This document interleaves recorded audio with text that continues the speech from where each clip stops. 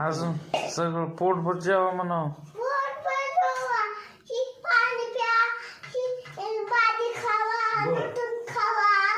तुम्हाला खाऊ नाही दिलं तर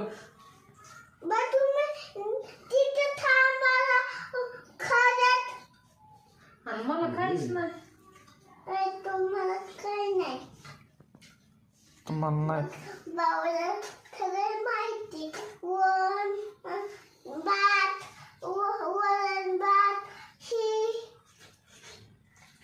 ही बेळ खावा की म्हणावं. बाबाशी वेळ खावा ना. खाणे का बेल कडू नाही बेल. तो कोण काय म्हणते आई. तिखट. आणि ते आईला नाही होय काय दिलं.